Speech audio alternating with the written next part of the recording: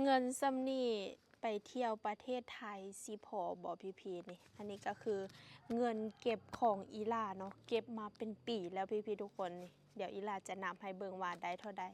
1 2 3 4 5 6 7 8 9 10พอดีได้10 ใบเนาะหรือว่า10,000 บาทอันนี้ก็คืออีหล่าเอาเงินกีบเนาะไปแลกมา เพราะว่าอีหล่าเห็นยูทูบเบอร์หลายๆคนเพิ่นไปประเทศไทยจะบ่สามารถใช้เงินกีบได้อันนี้ก็เป็นจำนวนเงินกีบ6,880,000เนาะนี่อีหล่าไปแลกมาก็จะได้อยู่10,000นี่แหละถ้าอีหล่าไปเที่ยวประเทศไทยนี่สิพอบ่พี่ว่าอีหล่าก็มีความฝันเนาะอยากไปเที่ยวประเทศไทยถ้าเป็นไปได้ก็แบบอยากไปเบิ่งตึกสูงๆไปเบิ่งไปขี่รถไฟแล้วก็แบบไปเที่ยวกรุงเทพอะทุกคนเพราะว่าน้องขวัญเห็นหลายๆคนเนาะเพิ่นถ่ายลงแบบโอ้โห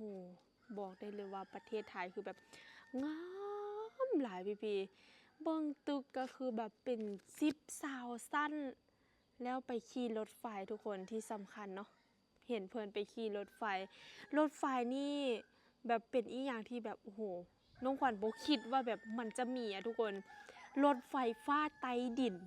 น้องขวัญเห็นเขาถ่ายลงแล้วแบบป๊าด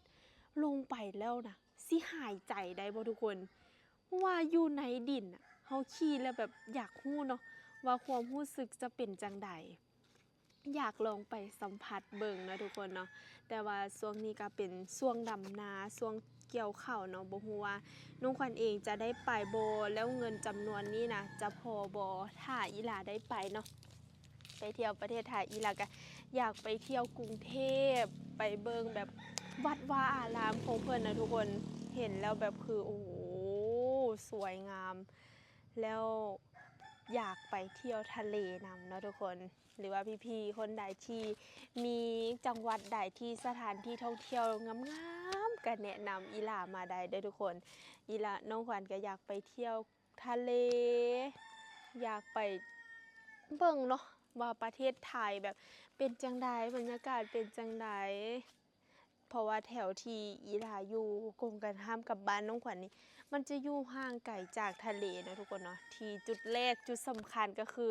ถ้าน้องขวัญมีโอกาสได้ไปตามฝันที่เป็นจริงนะทุกคนเนาะก็น่าจะไปเที่ยวกรุงเทพก่อนถ้าแบบไปเที่ยวกรุงเทพนะทุกคนค่าใช้จ่ายแบบเดินทางแล้วก็มองพัก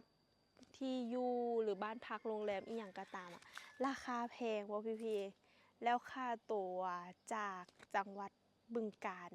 ไปกรุงเทพนี้จะประมาณเท่าใดถ้านั่งรถทัวร์ไปเนาะพี่คนใดฮู้คอมเมนต์มาบอกน้องขวัญแหน่เด้อสิพออยู่บ่นี่ไปฮอดกรุงเทพนี่สิกลับได้อยู่บ่เงินจำนวนนี้มาทุกคนเดี๋ยวน้องขวัญจะลองมาวางแผนเบิ่งเนาะว่าจะพอบ่ถ้าน้องขวัญไปเนาะนี่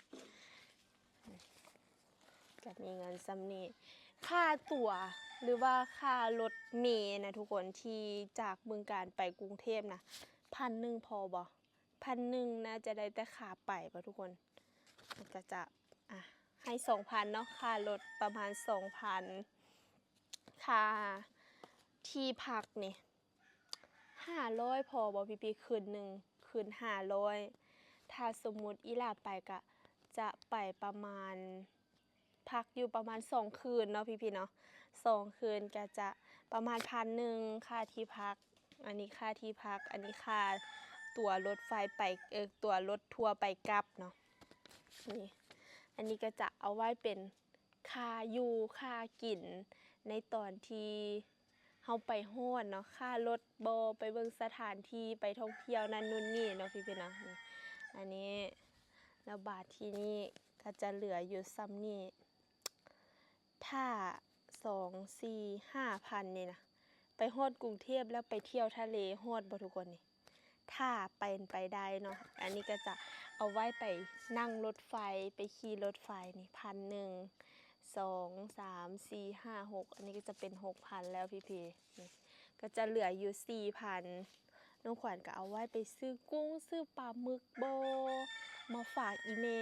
มื้อกลับมาเนาะทุกคนเนาะมาฝากพ่อกับแม่นี่แล้วอันนี้ก็คือเอาไว้ไปเที่ยวทะเลนี่พอว่า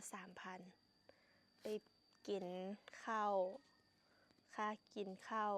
ค่าพักแล้วก็ค่าเดินทางนี่พออยู่บ่พี่ๆป๊าดไปประเทศไทยนี่สิกลับได้อยู่บ่มีเงิน10,000เดียวนี่พี่ๆนี่แหละเนาะอันนี้ก็คือ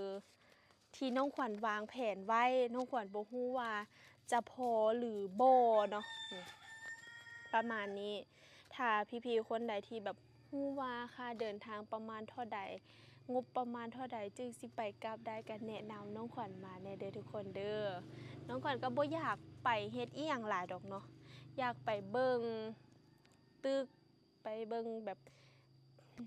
วัดว่าเพราะว่าน้องขวัญเห็นเพิ่นไปใส่ชุดไทยนะทุกคน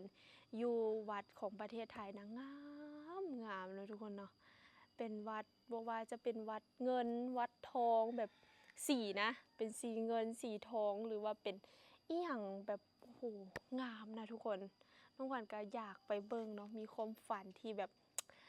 อยากไปฮอดไปเบิ่งไปถึงจักครั้งหนึ่งในชีวิตถ้าเป็นไปได้เนาะพี่ๆเนาะก็จะประมาณนี้แหละที่อีหล่าคิดไว้แต่บ่ฮู้ว่าจะเป็นไปได้บ่เนาะทุกคนเนาะในเงินจำนวนนี้นะจะไปฮอดอยู่บ่อยากไปเที่ยวทะเลแน่อยากไปขี่รถไฟแน่